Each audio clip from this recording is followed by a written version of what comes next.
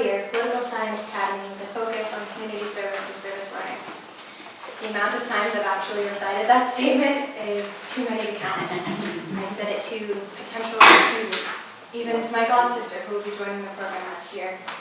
I've said it to my friends, my family, everyone who says, "What is Civitas?"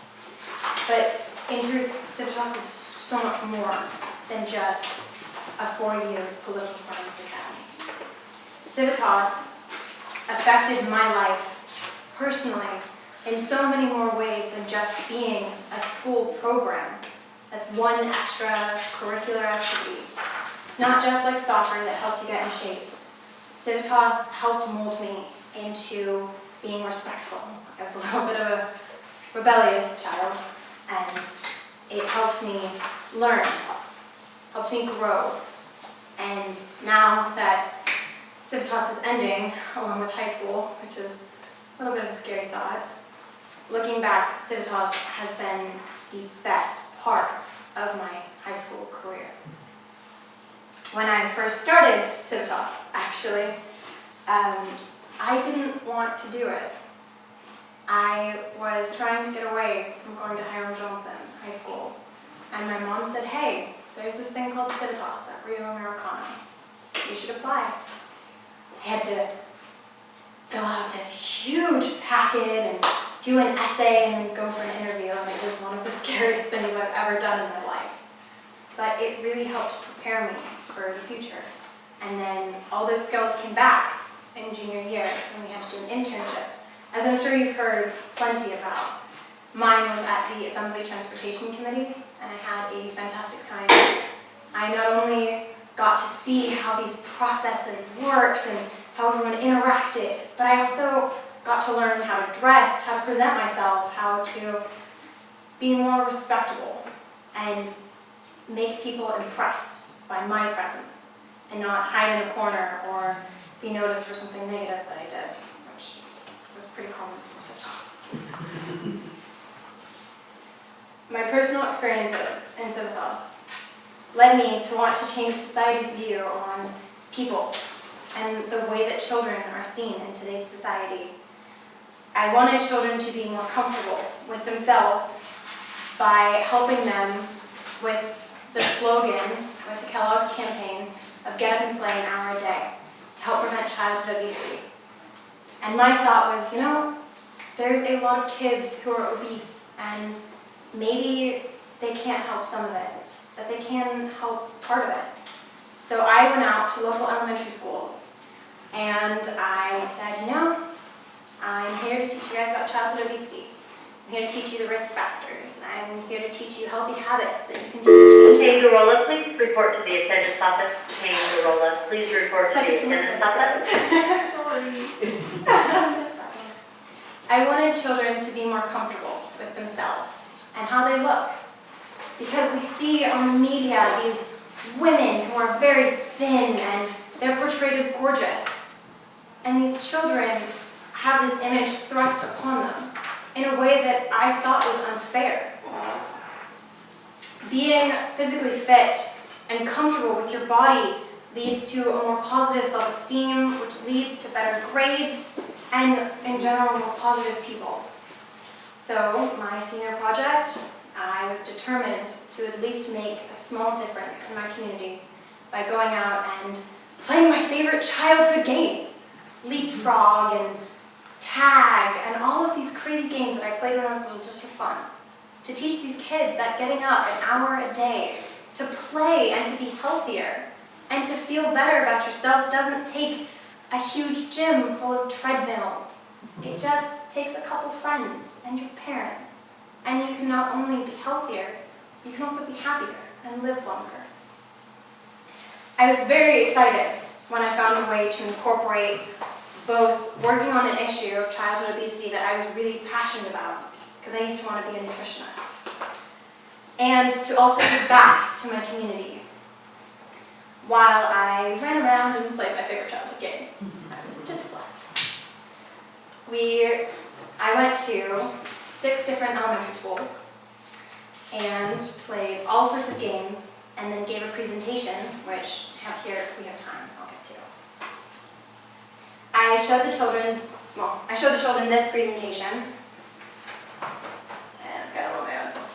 So I asked them how many had fun after the hour of playing. I asked them what else they did. Hayden Roundtree, please report to the attendance office. Hayden Roundtree, please report to the attendance office. Whether it be TV, video games, or computer games. Unfortunately, every single child raised their hand and said, "Oh, my favorite's the computer, my favorite's the TV." But the sad statistic of that truth is that children spend, on average, 7.5 hours a day watching TV and playing video games. And all of the kids looked at each other and said, "What? No, that can't be right."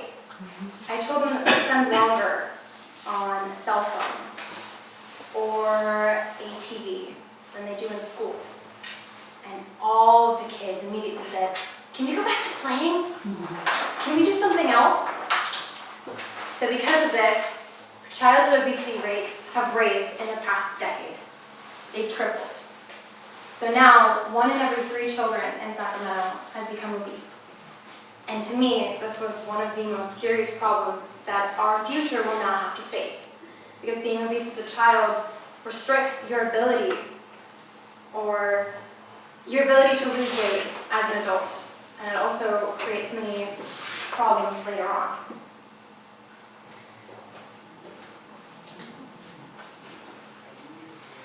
Doing the senior project and going out to these local elementary schools, some of which I had gone to, some of which I hadn't, which was a little scarier.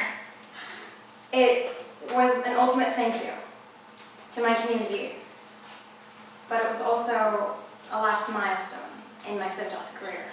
As much as I don't like to say that, it was a very good milestone. It was really scary to go and establish rapport, not only as a student who went there and read all the secrets of brewing books, but now as someone who wanted to educate the children and help out. It wasn't easy, but I was really determined, and it turned out to be one of the best experiences I've ever had in my life. It took a while, and sometimes the kids were distracted, but the things that I told them in my presentation, the 5 healthy habits to drink water, to help your family make dinner, simple things to avoid, like junk food and sodas, they really took it to heart. So much that a PTSA actually called me back to help with their Healthy School campaign. And I had to give my presentation then in front of adults. And I was probably scarier than the children. The Kellogg's Corporation that I was working with, the slogan of "Get up and play an hour a day," if any of you have watched children's TV, it's quite popular right now. They sent me a letter saying that they would like me to continue using their slogan and actually using their PowerPoints and going around to local elementary schools and doing just what I had already done, but I get paid for it. So that was interesting. I really never expected to be successful or to make as big of a difference as I ended up making. I just thought, if I can change the way that 5 kids think, then I'll be happy. Because then those 5 kids can tell their 5 friends. And maybe it'll make a little impact on our community. And then it turns out the PTSA and Kellogg's took it off too. So I was extremely happy. There's a couple experiences that were interesting. I tried to translate this presentation into Spanish when I went to a Spanish school. And apparently my French experience and Google Translate aren't exactly the most useful. I ended up saying "la fenua gorda" instead of obesity, which means the little pig. The little fat pig. So the kids had a great time laughing at me. And then we all played, and it was even funnier because they didn't see me as an oppressive adult telling them, "Oh, this is something to be warned of, and this is something you can't do." They were like, "Oh, yeah, it's the little fat pig girl." So it was actually one of the most fun schools I've ever been to. And I learned a couple Spanish phrases, none that I'll repeat because I'm afraid I'll say them wrong. had so much fun doing this project, and I didn't quite realize that I would. And now that it's over, it just makes me sad that I can't do this. Well, I'm going to continue it, but it just makes me sad because I've never really liked endings. It was a fantastic way to incorporate not only what I had learned in Civitas with calling out schools and saying, hey, you know, I used to go here, would you be interested in coming back and teaching the kids about this issue of childhood obesity? Some of them said no, a lot of them said no, but quite a few also said yes. And I was also able to change something that I really cared about and something that hit home. My uncle died of a heart attack because he was obese as a child. So I was so proud of myself personally that I was able to do this, and I would never have been able to do it without Civitas. I would never have the courage to call a school and say, hey, can I come and teach your kids? I would have just said, this is something that needs to change, but somebody else will do it. So Civitas gave me not only the confidence to be myself and to act like an adult. It's like, I'm a kid, sometimes I still don't. But it also gave me so many experiences that I never would have had outside of Civitas. As I'm sure you've heard, we got to do internships. We got to do community service. I joined Key Club only for community service because I needed it for Civitas. I ended up loving the cause so much that I ran for president and I actually won. We went down to Santa Clara to help with a PTP and a maternal neonatal tetanus drive to raise money to send to Africa to prevent tetanus from spreading. We did Project Shine to help kids in wheelchairs to feel more comfortable and to feel more accepted, all because I needed hours for Civitas. And I never would have done that if I hadn't needed it for Civitas. So I am going to end my project with actually reading my paragraph of an essay that Ms. Reed assigned us, because I really put my heart into it and hopefully I don't cry. Civitas has forever changed what I believed I could do and who I am. I have learned more in 4 years of Civitas about politics, myself, my community, and the workplace than I have over the rest of my school life. The only negative aspect of Civitas is the universal truth that everything eventually ends. I have become so comfortable with my class, my friends, my teachers, and my routines that I'm nervous about leaving it all behind and continuing on to something bigger. But because of the skills that I have learned with Civitas, I'm confident that I will be able to. As much as I have looked forward to graduating from the Civitas program since freshman year, I've always disliked endings. Parting ways with everything that has become so comfortable and familiar will not be an easy task, but endings are inevitable. Even though my class and I are leaving college and on to our future, Civitas will always be a part of us because of the people and experiences that we've had.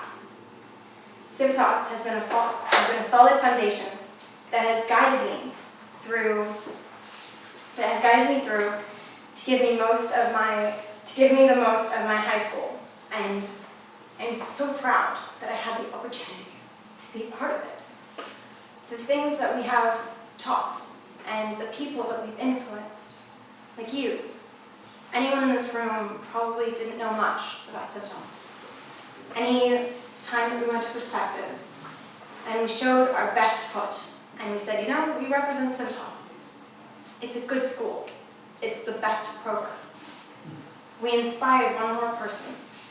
My own god sister is now joining this program because she liked what I was doing. And my sister scoffs occasionally, but she might even join next year. Is there any questions? Thank you.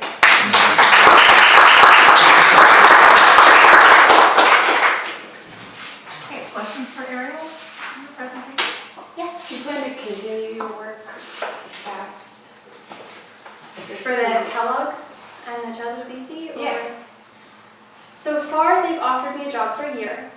So I have to go down to Stockton and a few other places. And I have a list of places I have to go and a set PowerPoint, which won't be as fun, but it'll be a little neater than my handwriting on a pen. So for the next year, I believe I'm going to be continuing it. It's great. It's nice when you get a job out of internship. The pay is not fantastic, but Hey, it's a job and you got a resume. it'll help reduce childhood obesity. So that was my main goal. So did the kids know the games that you were teaching them? Actually, some of them, because they were games that I grew up with, Yeah. some of them they knew instantly. You know, freeze tag, sharks and minnows, soccer, frisbee. Some of them they just kind of looked at me and was like, "What generation did you grow up in?" I was like, "Oh." But it was fun because I got to teach them, and it was one more fun new game that they could bring home to their parents and say, "Hey, Mom, Dad, look at this game we learned. It takes 3 people. We pass a ball, and then you try to play keep away." It gave them one more thing that they could do with friends without any equipment that they could take home and play with their parents, or that they could play with the neighborhood kids. "Hey, look at this new game I played.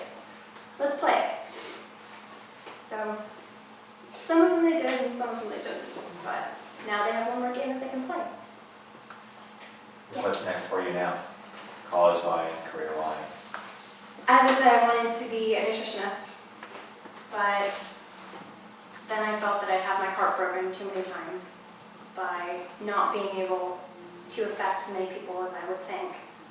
So I actually now want to be a bioengineer. So I'm going to do community college for 2 years, and then transfer to Southern Oregon, and then to the University of British Columbia in Canada, because they have one of the best biomedical programs, and I know a professor there. So I'm very looking forward to that. And I want to work as an occupational therapist with pediatric rehabilitation. So I want to build body parts and then teach kids how to use them in their everyday lives. So still pediatric. Yes. The schools that you've been visiting, are they doing anything to encourage kids to stay healthy the way you are? Or is this were you kind of the first time they heard some of this stuff?